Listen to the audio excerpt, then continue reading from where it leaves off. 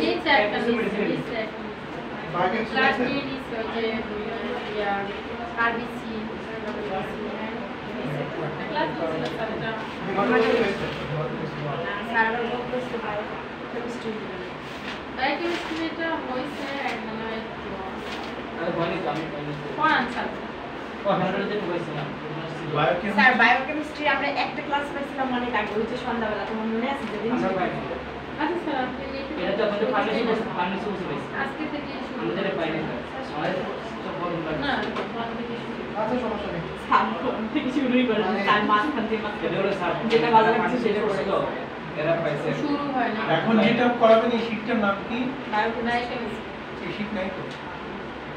শীত নাই না। নিয়ে নেবেন নিশ্চয়ই সমস্যা হবে না। এখন নিয়ে আসবো স্যার এখনই নিয়ে আসতে হবে এখন নাই তো ডায়াগনস্টিক না এখন কোনটা করলে বেটার হয় আর কি ডায়াগনস্টিক শুরু করে স্যার বায়োকেমিস্ট্রি হ্যাঁ আমিও সেটা ভাবতেছি হেমাটোলজি মনে হয় আপনাদের হয়েছে একটা একটা করে একটা ক্লাস এটা কি এই জায়গায় দেখতেছে আচ্ছা আপনি দেখছেন হ্যাঁ ওই যে 12 তারিখে একটা ক্লাস হয়েছে এখন নাকি মিক্স নিলে ভালো হয় প্যাথোলজিস্ট এটাই করেন স্যার ব্লাডের পার্ট কয়টা তিনটা কি কি ডাব্লিউবিসি আরবিসি ব্লাডের লাগবে ডাব্লিউবিসির কাজ কি রোগ প্রতিরোধ করা জি না না white blood white blood cell রোগ প্রতিরোধ করে প্রতিরোধ ক্ষমতা তৈরি করে হ্যাঁ আর কাজ কি আরবিসি হিমোগ্লোবিন অক্সিজেন লোকের অক্সিজেন বহন করে ফুল বডিতে না, আপনি বলেন প্লাটিলেটসের কাজ কি রক্তকে জমাট বাঁধাতে সাহায্য জমা করে রাখতে হবে।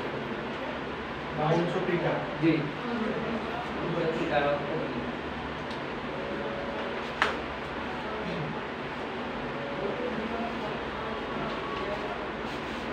যদি রক্ত স্বল্পতা দেখা দেয় তাহলে অ্যানিমিয়া অ্যানিমিয়া কিন্তু এটা কোন কারণে হয় হিমোগ্লোবিন অভাব হলে দ্যাট মিন্স এই আরবিসি আরবিসি যদি লোহিত হিমোগ্লোবিনের অভাব হলে রাইট যখন হিমোগ্লোবিনের পার্সেন্টেজ আর কমে যদি যায় শ্বেত রক্তকণিকার সংখ্যা কমে যায় তখন কি হয় রোগ প্রতিরোধ ক্ষমতা কমে যায়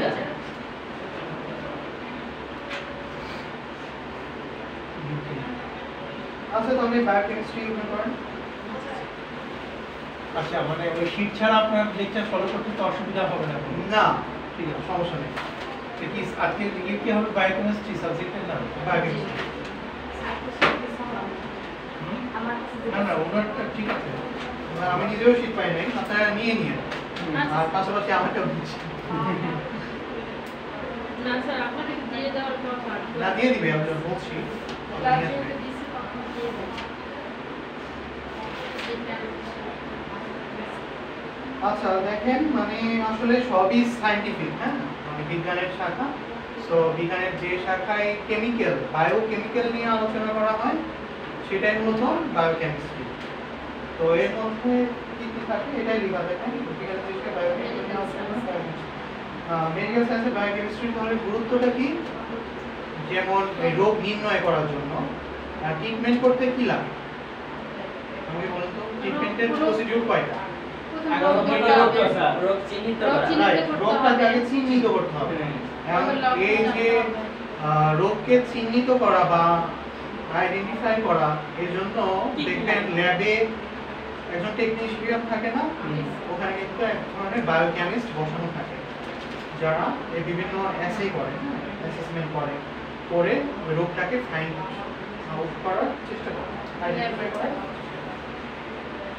সো এখন বুঝতেই পারতেছেন যে আইডেন্টিফাই করা ডিজিজটাকে এটাই মূল সো মেডিকেল সায়েন্স আলোচনা করে রোগের সৃষ্টি রোগের কারণ আর হচ্ছে রোগের লক্ষণ রোগের চিকিৎসা ইত্যাদি নিয়ে আলোচনা করা হয় এজন্যই হচ্ছে মেডিকেল সায়েন্সে বায়োকেমিস্ট্রির গুরুত্ব বেশি আর হচ্ছে বায়োকেমিস্ট্রি পাঠ করলে বায়োকেমিক্যাল আমাদের মধ্যে যে ধরনের কেমিক্যাল নিঃসৃত হচ্ছে হ্যাঁ বিভিন্ন ধরনের কেমিক্যাল নিঃসৃত হয় হিস্টামিন হিস্টামিন 2 হিস্টামিন 3 এগুলো নিঃসৃত হয় এগুলো নিয়ে জানা যায় এছাড়াও বায়োকেমিক্যালের স্বাভাবিকতা অস্বাভাবিকতা নির্ণয় করে দেহের স্বাভাবিকতা রোগ ব্যবস্থা নির্ণয় করা মানে কোন কোন লিড কম্পাউন্ড আমাদের বডিতে যাচ্ছে কিনা ধরেন খাবারের মাধ্যমে অনেক লিড কম্পাউন্ড যায় না সীসা অনেক কিন্তু পয়জনাস ম্যাটেরিয়ালস আমরা খেয়ে ফেলতেছি এখন এটাকে আইডেন্টিফাই করতে হলে আমাদের কিন্তু ওই যে বায়োকেমিস্ট দরকার হয় একজন বায়োকেমিস্ট দরকার হয় ল্যাবে টেস্ট করে দেন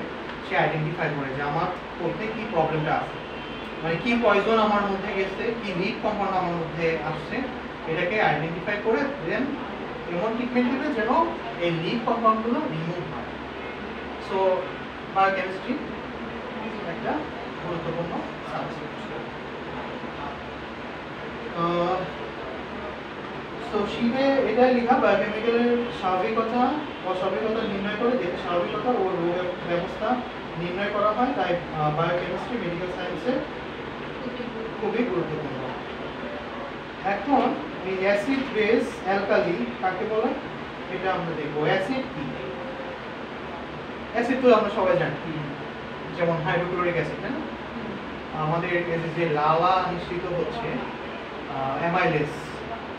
অ্যামাইলেজ, আবার স্টোমাকের মধ্যে পেপসিন রয়েছে, পেপসিন রিলিজ হচ্ছে, এগুলো কিন্তু সবই ফুডগুলোকে ডাইজেস্ট করতে সহযোগিতা করে।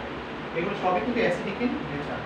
আমাদের যেমন স্টোমাকের যে এনভায়রনমেন্ট, এটা কি খুবই অ্যাসিডিক না? খুবই অ্যাসিডিক এনভায়রনমেন্ট, এর জন্য হাইড্রোক্লোরিক অ্যাসিড বিদ্যমান থাকে। সো এই হাইড্রোক্লোরিক অ্যাসিড আসলে অ্যাকচুয়ালি কোথা থেকে নিঃসৃত হয়? স্টোমাকের, আবার স্পেসিফিক বলতে গেলে প্যারাইটাল সেল, স্টোমাক, কি বলছি, প্যারাইটাল সেল, স্টোমাকে প্যারাইটাল সেল, এই সেল থেকে মূলত হাইড্রোক্লোরিক অ্যাসিড নিঃসৃত হয়। এখন এই হাইড্রোক্লোরিক অ্যাসিডকে যদি আমি ভাঙি তাহলে কি পাই? H+ পাই আর হচ্ছে Cl- পাই। এটা হচ্ছে অ্যাসিডিক ইন নেচার, ঠিক আছে? এটা হচ্ছে অ্যাসিডিক ইন নেচার, এটা হচ্ছে বেসিক অ্যালকালিন, ঠিক আছে? তাহলে দুইটার সমন্বয় হচ্ছে হাইড্রোক্লোরিক অ্যাসিড, যেটা আমাদের স্টোমাকে কিন্তু নির্দিষ্ট পরিমাণে খুবই প্রয়োজন। বাট এটা যখন এক্সেসিভ হয়ে যায় তখনই আমাদের গ্যাস্ট্রিকের বা আলসারের সমস্যা দেখা দেয়। সো অ্যাসিড কাকে বলে? যে সকল পদার্থ জলীয় দ্রবণে হাইড্রোজেন আয়ন তৈরি করে। খেয়াল করেন, এই সেলকে যদি আমি জলীয় দ্রবণে দেই, কি আয়ন তৈরি করলো? হাইড্রোজেন আয়ন তৈরি করলো। তাহলে এটাই হচ্ছে অ্যাসিড, ঠিক আছে? দেখেন শীত তো নাই, এভাবে লিখে দিচ্ছি, সমস্যা নেই। এটা মনে করেন জলীয় দ্রবণ,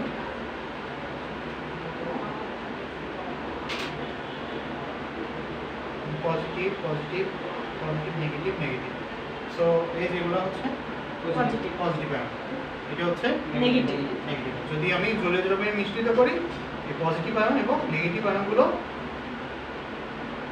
কি হলো? সেপারেট হয়ে গেল, আলাদা হয়ে গেল, সেপারেট হয়ে গেল। দেন বেস কি? যে সকল পদার্থ হাইড্রোজেন আয়ন গ্রহণ করতে পারে তাদেরকে বেস বলা হয়। যেমন এখানে বেস কোনটা? ক্লোরিন। আর অ্যাসিডিক কোনটা? হাইড্রোজেন। এ কোনটাকে গ্রহণ করতে পারে?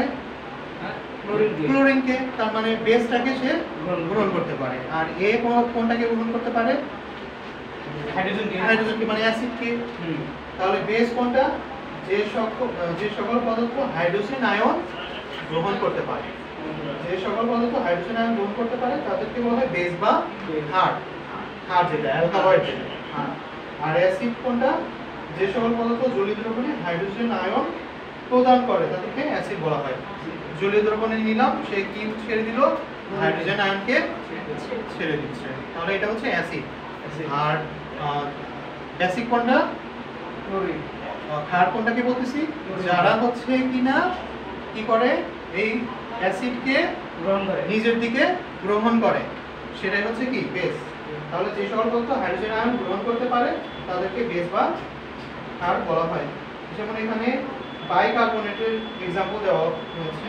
এই বাইকার্বনেটের সংকেত হচ্ছে HCO3, same case, H+ CO3-।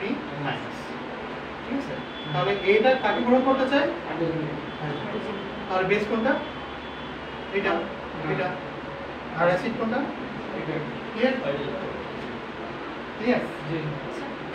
Sir আমাদের একটু বলেন। আচ্ছা, ধরুন এটা একটা জলীয় দ্রবণ, হ্যাঁ, এটা একটা জলীয় দ্রবণ। জলীয় দ্রবণের মধ্যে আমি কি ছেড়ে দিলাম?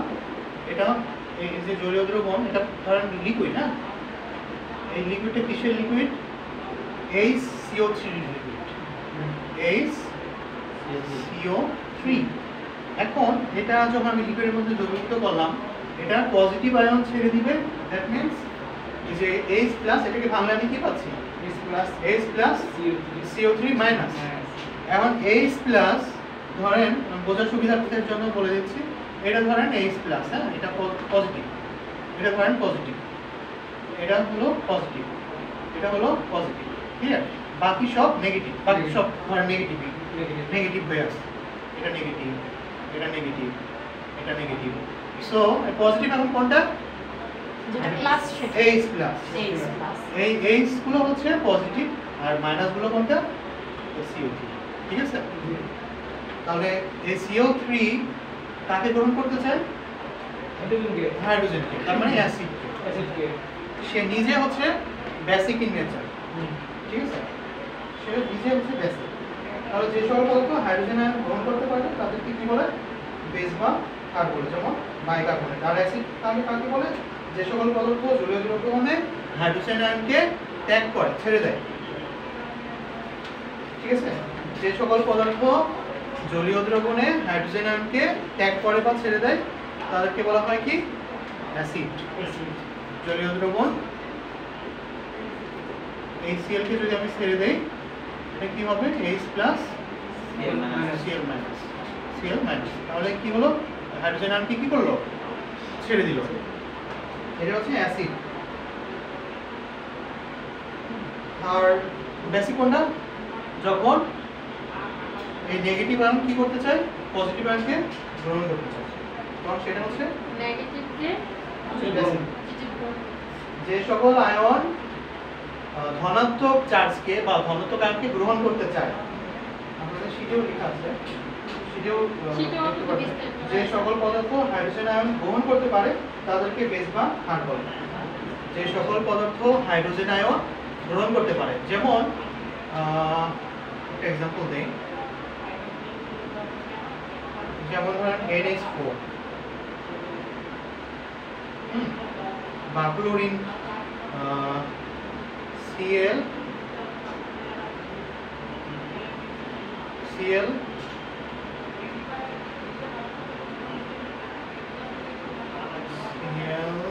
COH,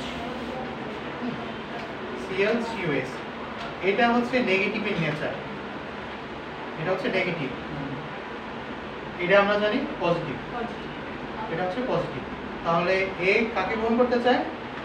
পজিটিভটাকে গ্রহণ করতে চায় বন্ডিং এ থাকার জন্য, বন্ডিং এ থাকার জন্য। যেমন HCl, এটাকে ভাঙলে কি হবে? কোনো সলিউশনের মধ্যে নিলে H প্লাস ক্লোরিন মাইনাস। এ কি চায়? সর্বদা এটাকে গ্রহণ করতে চায়। গ্রহণ করলে সে একটা যৌগ তৈরি করে, যেটার নাম কি? HCl, ঠিক আছে? তাহলে যে পজিটিভটাকে গ্রহণ করতে চায় তাকে আমরা কি বলতেছি? বেস, ঠিক আছে? বেস। আর যে হচ্ছে অ্যাসিড, হাইড্রোক্লোরিক অ্যাসিড, যেমন H প্লাস, হাইড্রোজেন আয়ন যেটা রাখতে চায় না, যে এটাকে ছেড়ে দেয়, ছেড়ে দিতে পারে, হ্যাঁ? একজন হচ্ছে গ্রহণ করে আর একজন কি? ছেড়ে দেয়। যে গ্রহণ করে সে বেস, আর যে গ্রহণ করতেছে সে হচ্ছে বেস, যে ছেড়ে দিচ্ছে সে হচ্ছে অ্যাসিড, অ্যাসিড। ঠিক আছে? তাহলে যে সকল পদার্থ হাইড্রোজেন আয়ন ত্যাগ করে, তাকে প্রথম তাহলে H প্লাস এটা কি হবে? Acid, acid. অ্যাসিড, আর HCl হচ্ছে Cl মাইনাস এটা হচ্ছে বেস। বেস, ঠিক আছে। ঠিক আছে? যে গ্রহণ করে সে যে হচ্ছে গ্রহণ করবে সে হচ্ছে বেস, আর যে ত্যাগ করে সে কি? অ্যাসিড ছেড়ে দেয় হাইড্রোজেন আয়ন, হ্যাঁ? যে গ্রহণ করে সলিউশন বেস। বা যে দ্রবণ হাইড্রোজেন আয়নকে ছেড়ে দেয় সে হবে কি? অ্যাসিড। আর যে গ্রহণ করবে সে কি হবে? বেস, ঠিক আছে?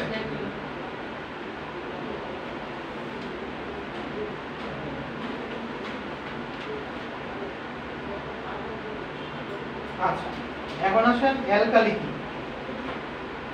অ্যালকালি মানেই হচ্ছে মনে রাখবেন OH, ঠিক আছে? OH তার মানে যে সকল বেস জলীয় দ্রবণে এটাকে বলা হয় হাইড্রোক্সিল আয়ন। কি আয়ন? Hydroxyl ion.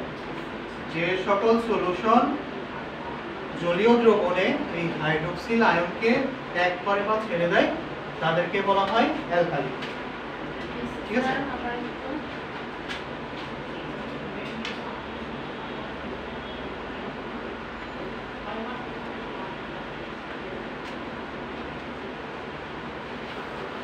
যেমন দুইটাই গ্রহণ করে। সোডিয়াম হাইড্রোক্সাইড, না সোডিয়াম হাইড্রোক্সাইড এটাকে ভাঙলে কি হয়? সোডিয়াম প্লাস যোগ OH মাইনাস। তাহলে এখানে অ্যালকালি কোনটা বলেন? OH হচ্ছে অ্যালকালি। তাহলে যে সকল বেস জলীয় দ্রবণে হাইড্রোক্সিল আয়নকে ছেড়ে দেয় তাদেরকে বলা হয় কি? অ্যালকালি। যে সকল বেস জলীয় দ্রবণে হাইড্রোক্সিল আয়ন এটাকে বলা হয় হাইড্রোক্সিল আয়ন। এটাকে বলা হয় যে সকল হাইড্রোক্সিল আয়ন। হাইড্রোক্সিল যে সকল সলিউশন বা যে সকল বেস লেখেন, যে সকল বেস, এটা কিন্তু একটা বেস, হ্যাঁ এটা কিন্তু বেস। যে সকল বেস জলীয় দ্রবণে হাইড্রোক্সিল আয়নকে ছেড়ে দেয় বা মুক্ত করে দেয়, যে সকল বেস জলীয় দ্রবণে দ্রবণকে হাইড্রোক্সিল আয়নকে প্রদান করে বা ছেড়ে দেয় বা মুক্ত করে দেয় তাদেরকে বলা হয় অ্যালকালি। কে ছেড়ে দেয়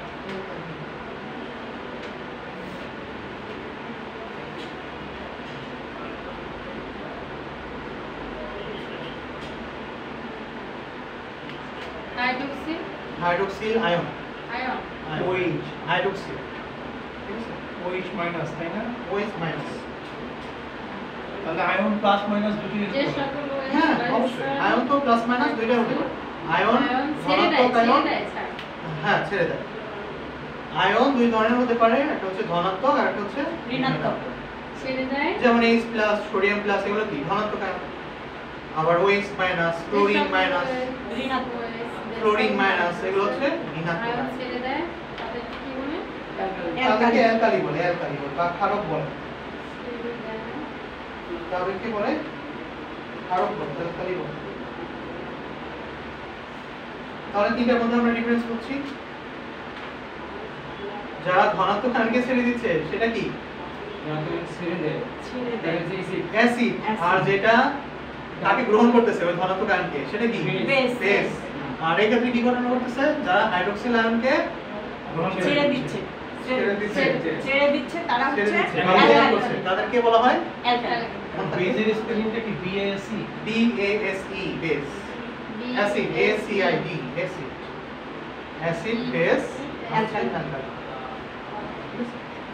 তাহলে যারা বেস আর অ্যালকালি এটা দুইটাই কিন্তু নেগেটিভ, হ্যাঁ কিন্তু এটা হচ্ছে ওই যে হাইড্রোক্সিল আয়ন, যারা হাইড্রোক্সিল অনলি হাইড্রোক্সিল আয়নকে ছেড়ে দিচ্ছে সেটাকে আমরা বলতেছি কি? অ্যাসিড। না, হাইড্রোক্সিল আয়নকে অ্যালকালি। সেটা হচ্ছে অ্যালকালি। মনে রাখতে পারবেন?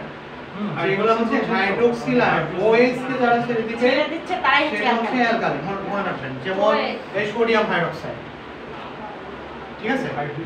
তারপরে স্যার একটু বুঝতে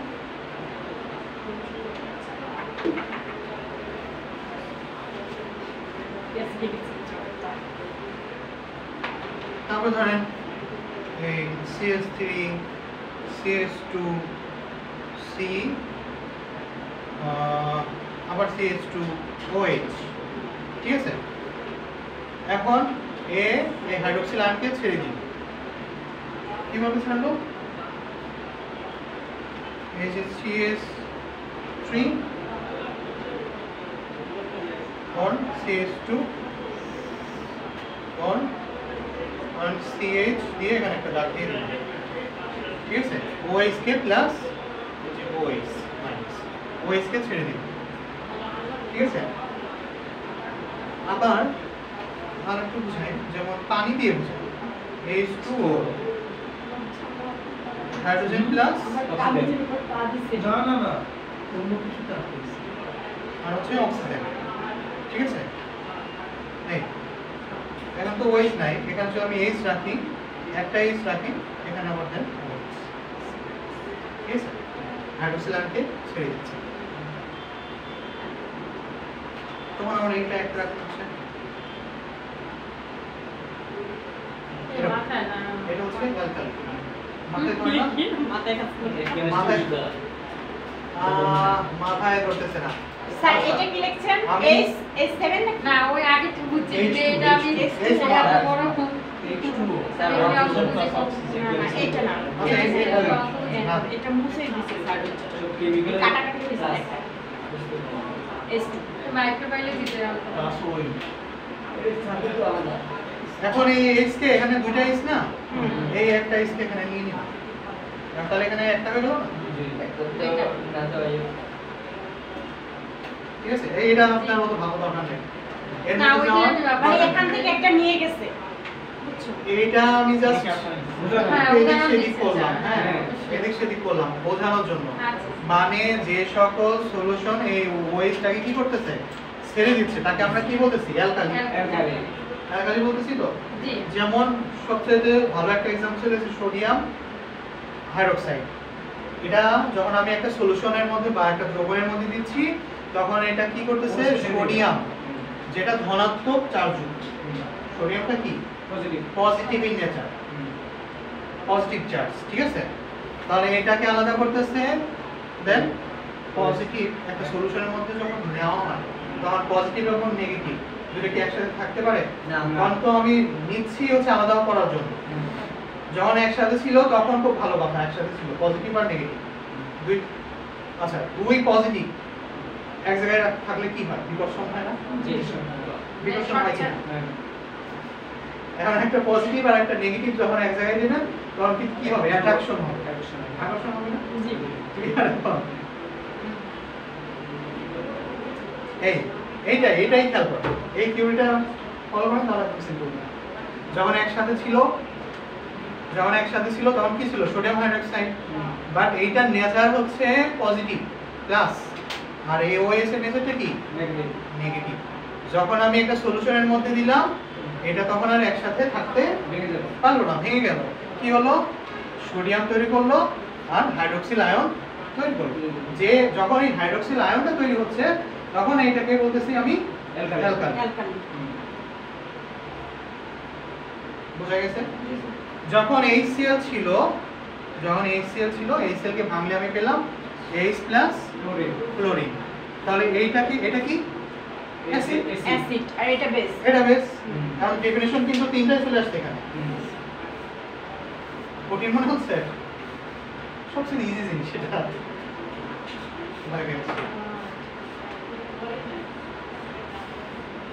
এখন আসেন pH কি?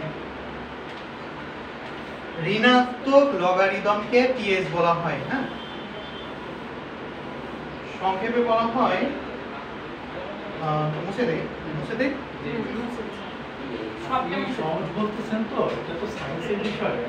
হ্যাঁ, এইটাই। এই যে লগারিদম বললেন, এখন এটা এই লগটা আবার কি? হ্যাঁ, এত সব মানে সব জিনিস তো মানে সহজে ধরেন একটু বুঝতেছি ধরেন আমি একটা জিনিস জানি না, মানে ওই বিষয়ে কোনো ধারণাই আমার নাই। তখন কঠিন এখন হবে। ওই আমি এমন একটা আলোচনায় গেলাম, ওই আলোচনাটা সেখানে হচ্ছে, তো আমার কি অবস্থা হবে? কি অবস্থা হবে? বলেন কি অবস্থা হবে এখানে? জি স্যার ধরেন আমি এমন একটা প্রোগ্রামে গেলাম, ধরেন কোনো কনফারেন্স সেমিনার হচ্ছে, ওখানে তো একটা নলেজ বেসড কিছু একটা হচ্ছে, সো ওইখানে ওই বিষয়ে কোনো ধারণাই আমার নাই। তো ওখানে গেলে আমার কি অবস্থা হবে? আমি বুঝবেন না কিছুই বুঝবো না। আমি কিছুই বুঝতে পারবো না। হ্যাঁ, বুঝতে হলে আমার প্রথম থেকে শুরু করতে হবে, তাই কি না? এখন তাহলে সেটা তো পসিবল না। সেটাই কেন পসিবল না? অবশ্যই না, আমাদের তো অবশ্যই স্যার possible। সেমিনারে গেলেন আপনি। এখন হ্যাঁ, ওখানে ওই সেমিনারে ওইটা তো আর প্রথম না, থেকে না, শুরু করতে ওইটা পারবেন না, তো কিন্তু প্রথম থেকে আপনি শুরু এখানে করা। বুঝাইতে আর পারেন। এই জন্য ওই সেমিনারে এমনদেরকেই নেওয়া হয় যারা ওর সাথে রিলেটেড, ঠিক না, আছে? না, আমরা এটার সাথে রিলেটেড এটা আপনি এটার সাথে related। করতে হবে। হ্যাঁ শুরু থেকেই তো হ্যাঁ। যেমন এই যে অ্যাসিড কি হাইড্রোক্লোরিক অ্যাসিড, এটা তো আমরা চিনি। আমাদের মুখে যে লালা এটাও কিন্তু অ্যাসিডিক ইন নেচার, এটাই মনে করেন হাইড্রোক্লোরিক অ্যাসিড। আমাদের স্টমাকে এই অ্যাসিডটা রয়েছে, আছে কিনা? হ্যাঁ আচ্ছা। যেটা আমাদের ফুডকে ডাইজেস্ট করতে সাহায্য করে। তাহলে এই যে অ্যাসিড, এটা যখন একটা সলিউশনে যাচ্ছে, আমরা সলিউশনের মধ্যে নিচ্ছি, খেয়াল করেন এটা কি ওয়াটার, হ্যাঁ এটা সলিউশন। সলিউশন বুঝেন তো? জি সলিউশন একটা প্রক্রিয়া। দ্রবণ। সলিউশন মানে কি? দ্রবণ। যার মধ্যে সলিউট থাকে আর হচ্ছে সলভেন্ট থাকে। দ্রব প্লাস দ্রাবক। সমান কি? দ্রবণ। বাংলায় লিখলাম। যার মধ্যে দ্রব থাকে আর একটা দ্রাবক থাকে, সেটাকে আমরা বলি কি? দ্রবণ, মানে সলিউশন। ঠিক আছে, একটা হচ্ছে দ্রব, এটা হচ্ছে দ্রাবক সলভেন্ট, এটাকে বলতেছি সলভেন্ট, এই দ্রবটাকে বলতেছি সলিউট। এটা লিখে নেন কাজে দিকে, সলিউট, এটা বলতেছি হচ্ছে সলিউশন। জান সলিউশন কি এটাও ডিটেইলস বলে দিলাম। তাহলে দ্রবটা হচ্ছে সলিউট, দ্রাবকটা কি? সলভেন্ট, দ্রবণটা কি হচ্ছে? সলিউশন হচ্ছে। আরো একটা एग्जांपल দেই, যেমন চিনি পানি এরকম লবণ পানি এই তো। এটা তাহলে যেমন হচ্ছে পানি নিলাম আমি, পানি, এটা পানি, হ্যাঁ, তারপরে এখানে চিনি নিলাম, চিনি এর মধ্যে পুশ করলাম, ঠিক আছে। তাহলে এখানে আমাকে বলেন ওই দ্রাবক কোনটা, দ্রবক কোনটা, আর সলিউশন কোনটা, দ্রবণ কোনটা বলেন। চিনিটা কি দ্রবক আর চিনিটা হচ্ছে পানিটা দ্রাবক আর শরবতটা হচ্ছে আপনার দ্রব। ক্লিয়ার? তাহলে চিনিটা কি? দ্রবক। দ্রব। এই দ্রবটাকে যে গলাইতেছে, যে দ্রবণ করে, সেটা হচ্ছে দ্রাবক। তাহলে এখানে দ্রাবক কোনটা? পানি। পানি। শরবতটা হইছে যখন গলে গেল তখন এটা কি তৈরি হলো? শরবত। একটা দ্রবণ দ্রবণ। শরবত তৈরি হলো না? শরবত। শরবতটা হচ্ছে দ্রবণ। বা স্যালাইন। এবার বুঝেছে? Saline, right, saline. লবণ পানি মিশ্রিত হয়ে তো স্যালাইনটা তৈরি হয়। স্যালাইন তৈরি হচ্ছে। তাহলে স্যালাইন যখন মিশ্রিত হয়ে গেল সেটা কি? দ্রবণ। তার মানে ওটা সলিউশন। সলিউশন। স্যালাইনটা কি ছিল? দ্রবক। দ্রবণ। দ্রাবকটা কি ছিল? পানি। পানি। দুইটা মিলে কি হলো? দ্রবণ। বুঝে গেছে? গরম লাগবে না, আবার গরম লাগে। গরমের দিন গরম তো লাগবেই। এখন আসে এখানটা সারা হোক, আপনি চুপি সাইড দিয়ে বসেন। ওই সাইডে না গরমের সারা- এইটা সারা গরমের দিন। এখন এটা মুছে দেই। দেন স্যার। আমি খালি গরম লাগে না। প্রচুর গরম লাগে, প্রচুর গরম লাগে। আর গরম একটা ব্যবসা জানালা খোলা আছে না? নাহলে তো আচ্ছা, এটা আরো তো কমে বাড়ে, এটা কমে বাড়ে। এটা? হ্যাঁ, এটা কমে। এখন এখানে সংজ্ঞা দেওয়া হয়েছে পিএইচ কি, হ্যাঁ, পিএইচ, হোয়াট ইজ পিএইচ। তো পিএইচটা হচ্ছে negative logarithm of hydrogen ion concentration, হ্যাঁ, এটা হচ্ছে সহজ একটা ডেফিনেশন।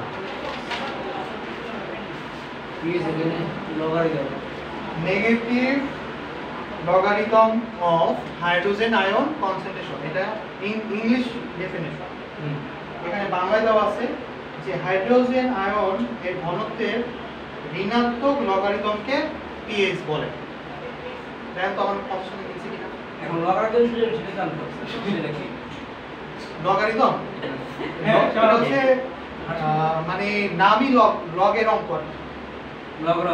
লগারিদম, ঠিক আছে, মানে নামই হচ্ছে লগারিদম।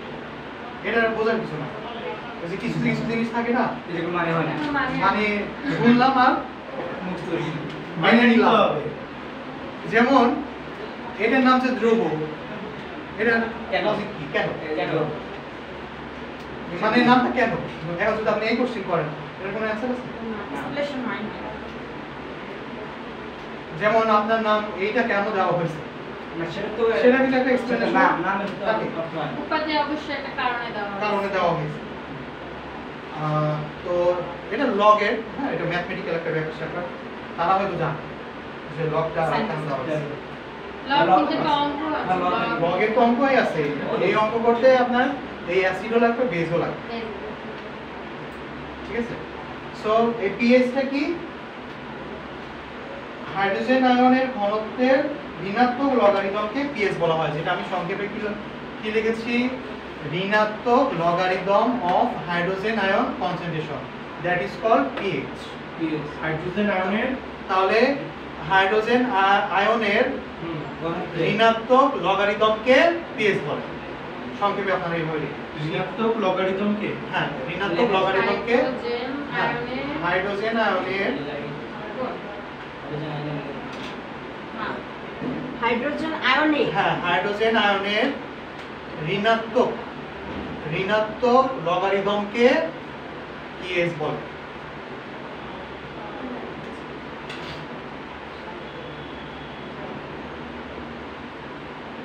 এখানে অনেক মানে খুব সুন্দর সুন্দর তথ্য আছে, যেমন আসতেছি, আগে এটা ক্লিয়ার শেষ হোক। যে কি বলছিলাম, স্যার হাইড্রোজেন হাইড্রোজেন আয়নের আয়নের ঋণাত্মক লগারিদমকে লগারিদমকে পিএইচ বলে। পিএইচ বলে। হয়েছে? Definition sir. ক্লিয়ার? পিএইচ কি? এই যে পিএইচ পিএইচটা মানেই হচ্ছে, ভেঙে তখন বলবেন ঋণাত্মক লগারিদম, হাইড্রোজেন আয়নের ঋণাত্মক লগারিদমকে পিএইচ বলে, এটা মানেই হচ্ছে পিএইচ। হাইড্রোজেন আয়নের ঋণাত্মক লগারিদমকে পিএইচ। যে কেউ যদি কোশ্চেন করে কখনো যে পিএইচ কি, তখনই আপনি অ্যানসার দেবেন হাইড্রোজেন আয়নের ঋণাত্মক লগারিদমকে পিএইচ পিএইচ বলে। এইটা কি এখন আমি সেটা সবাই শুনে নেন।